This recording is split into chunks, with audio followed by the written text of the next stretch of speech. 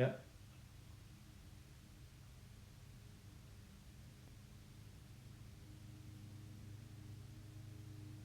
Hey folks, we're trying this one more time.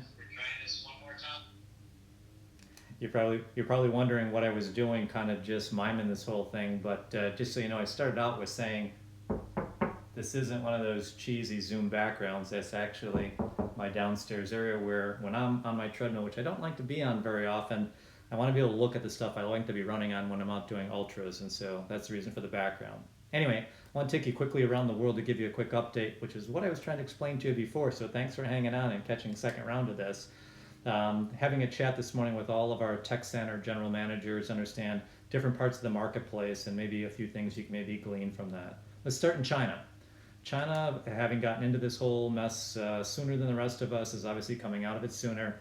They're moving to their more normal operation, getting back into business. We've actually got a number of members that are receiving orders, members of our tech center, that are getting orders from Chinese companies that are starting to build up their capital equipment and moving more back into production per normal. So that's a little bit better. Regions are opening up at different points, and there still is some travel restrictions, especially as you look about what's going on in Beijing. So Beijing is the most restrictive, center by center at this point, but they are starting to get a little bit more normal business operations. There's a major infrastructure program the government is talking about rolling out. There's going to be 7 key areas of investment. And these are huge investments they're planning on making. We'll have updates for you on what those are later in the week. But that's going to be a good one for us to follow because that's where a lot of capital equipment is going to be going. Also, a little side note, they're using WeChat to track other people, to try to figure out where the virus is going, who's infected, not infected, who's gathering in certain groups. They're using it. Can't really get away with that in most democracies. They're effectively using that as their tool for figuring out how to control the virus in their country. So just FYI. India, India is actually recently extended their stay-at-home policy through the end of May, so adding a couple of weeks to theirs. And so they're getting a little bit more back into what would their go back to work program look like. They've created zones. So they've got a red zone, an orange zone, and a green zone. And as you imagine, greens are the areas that they really believe they can get back into production and manufacturing soonest. Orange and red, less and less. If you are getting back into production, mass transit isn't available to you. Individual companies need to organize their own transportation so they can limit the amount of trains and buses that they actually have to worry about people congregating and be structured by the companies within certain protocols. But that's how India is starting their Get Back to Work program. Mexico, their lockdown or stay at home is through 4:30. The president of Mexico believes that by the 4th of May, that they believe that they're going to be able to start returning to work in some larger numbers. He's hoping by May 10th that they're going to get most of the economy back up and running. And of course, they're having the debates everybody else is having about what's an essential business, what's not an essential business.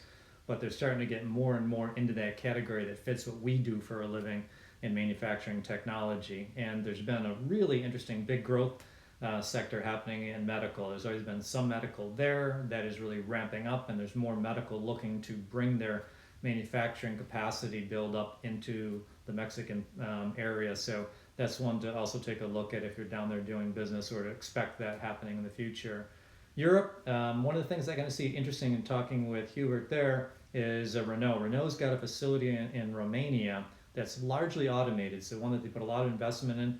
They're talking about bringing that back online probably in the next week because of the level of automation in that plant. Audi and VW looking to do the same thing at some of their more automated facilities. So automation is definitely playing a game, and people that invested being able to bring some of those factories back online sooner, as you would imagine. Smaller point relative to Europe, they're seeing the same things we are about big movement to bring supply chains back into the EU, not being so reliant on parts of Asia that they've been reliant on and bringing that back into Europe, just like we're hearing a lot here. And last, Brazil, they're kind of seeing some of this maybe a little bit later and now starting to build up. So the number of cases there just in the last week to this week doubled. The government's looking at doing a similar thing like the tracking program using individual apps on phones, much like in China, because they're trying to figure out how do they get that type of control. And they're also looking at stimulus packages. So they're a little bit later in the game and really trying to start to figure it out. So little bit around the world, what's happening at our tech centers. If you need more information about the tech centers, let us know. Obviously, we keep updates about each of them online, amt.org, amtonline.org, and you can get that information as well as all the features that we put out there about educational things and any news and information we have relevant to COVID related data. So, hope that helps. Sorry for having to do a double run through. Appreciate you hanging around, and we'll catch you tomorrow.